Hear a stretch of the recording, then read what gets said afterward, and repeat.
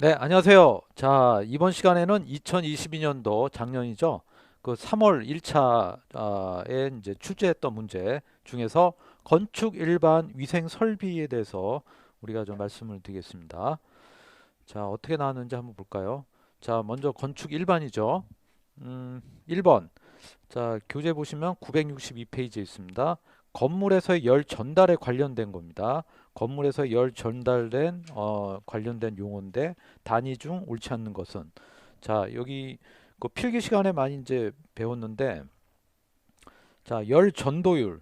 자, 보통 우리가 이제 여기 딱 했을 때 자, 이 벽이죠, 벽. 벽체. 아무래도 저 건축에서는 이게 여 외기 겨울이라든지 아니면 여름 때 요 실내 어떤 온도가 좀 영향을 많이 받지 않습니까? 그러다 보니까 열이 막 이렇게 가는 거죠. 이렇게 뺏기기도 하고 이렇게 뺏기기도 합니다. 자, 그러면은 그거에 관련된 게 바로 이번에 나온 그 열 전달, 연 전도 뭐 그런 거겠죠. 그죠? 자, 이런 열 전달에 관련된 용어 중에서 한번 보시죠. 열 전도. 자, 우리가 보시면은 이 전도라는 거는 요 사이에 이게 바로 전도가 되고요. 여기가 열 전달. 열 전달. 여기가 바로 열 전달입니다. 전달. 자, 이렇게 용어가 이렇게 있는데 연 전도 같은 경우는 우리가 어, 크게 요거를 통과하는 거죠. 요 세 개, 세 개, 세 개. 자, 여기하고 요거 통과하는 거하고 요거 요 세 개가 모두 다 합쳐서 열 관류라고 하죠. 그러니까 이 관류 같은 경우는 그냥 통과하는 거죠. 이게 쭉 통과했을 때 평균적으로 어느 정도냐 그런 거죠. 그러길 때는 우리가 이제 여기 이제 단위 메타당 면적당이죠. 면적당 우리가 열량이 어떻게 되느냐 하기 때문에 대표적으로 보면 열 관리율이 여기 보시면은 어 이렇게 이렇게 면적이 이렇게 들어갑니다. 면적이 들어가고요. 열 관리율이 좋다, 양호하다는 얘기는 뭐죠? 양호하다는 얘기는 그만큼 여기 있는 열이 그대로 들어간다는 얘기죠. 차가운 어떤 열이 그대로 실내에 이렇게 들어온다는 거기 때문에 별로 우리가 실내 건축 안에 있는 우리 사람들로서는 별로 안 좋죠. 그죠? 영향을 받으니까요. 그래서 열 관리율이 높다는 거는 별로 좋지는 않습니다. 대신에 열 저항이 좋다는 크다는 얘기는 뭐냐면 열이 이렇게 가는 걸 막아준다는 거죠. 그러니까 얼마나 저기 좋습니까? 그래서 열 저항은 우리한텐 좋다. 열 관리율의 역수기 때문에 뭐 이런 식으로 이제 단위를 이렇게 하는 거죠. 자, 그리고 지금 그 열 전달률, 대류의 열 전달률인데 여기 보면은 요쯤에 벽에 있습니다. 그러면 여기 바깥하고 요 안쪽에 그 온도 차이에서 공기가 막 순환하게 되겠죠. 그래서 벽면에 어떻게 바로 이렇게 열이 전달되는 벽면이죠, 벽면. 벽면에 열 전달되는 그런 거를 열 대류 열 전달률 뭐 이렇게 이제 표시를 합니다. 단위는 우리가 이제 단위 면적당을 하고요. 열 전도율은 뭐냐면 여기에 따르시면 그 두께도 같이 고려합니다. 왜? 벽체가 여기서부터 여기까지 한참 가는 여정이기 때문에 이 두께를 이렇게 고려하기 때문에 면적으로 하는 것보다는 우리가 두께까지 곱해서 단위 메타당으로 우리가 좀 더 이렇게 더 보고 있습니다. 그래서 답은 1번이 되겠습니다. 자, 이렇게 요 성질도 한번 해보시고요. 나중에 계산하는 문제가 나옵니다. 그래서 이 계산하는 문제도 한번 우리가 꼭 이제 문제 풀고요. 실기 때는 아주 기본적으로 많이 나오는 거니까 이걸 잘 푸시면 되겠습니다. 자, 다음 그림 중 왕대공 지붕에 해당되는 거. 왕대공이 뭐죠?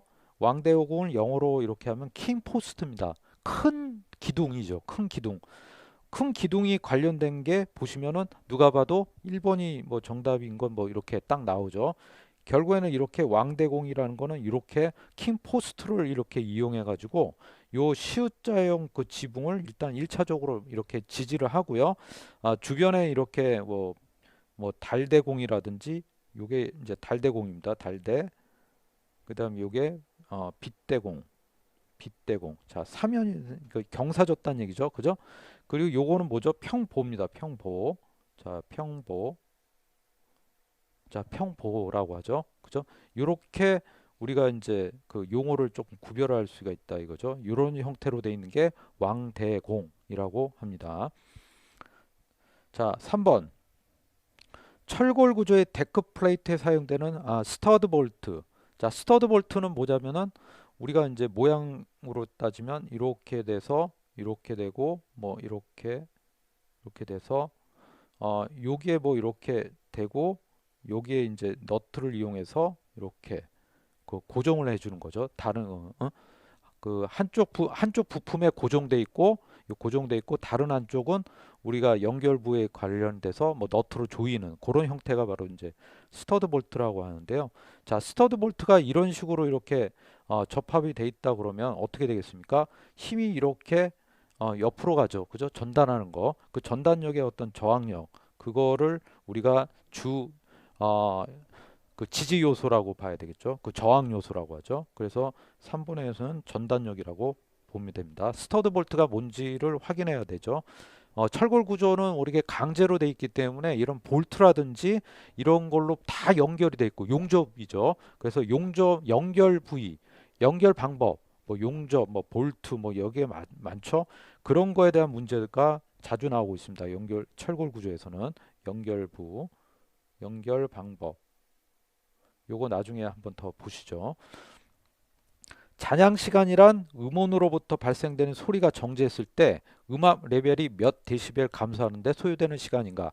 잔향 시간은 우리가 실내에 만약에 소리가 남는 거죠. 소리가 남는다는 얘기는 내가 하고 이렇게 했을 때 그 아가 벽면에서부터 반사돼서 계속 왔다 갔다 거리면서 그 세기가 그렇게 줄어들지 않는다 그러면 그 다음에 제가 얘기한 말이 어떻게 됩니까? 중첩이 되면서 소리가 잘 안 들리죠. 울리죠.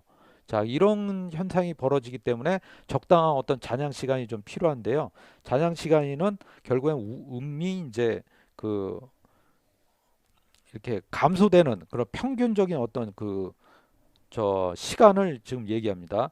그래서 보통 그 처음 값에서 데시벨로 합치면 60데시벨 데시벨이고 에너지로 합치면은 100만 분의 1 에너지로 오면 어떤 그 밀폐 공간에서 그 실내 음이 그 에너지가 가령 뭐 100만 분의 1, 10의 6승분의 1 정도 감소될 때에 그 아니면 음압은 1000분의 1이죠. 음압은 1000분의 1. 요건 10의 6승이고요. 요거는 1000분의 1. 이렇게 해 가지고 그 기준을 따라서 잔향 시간이 몇 시간이다.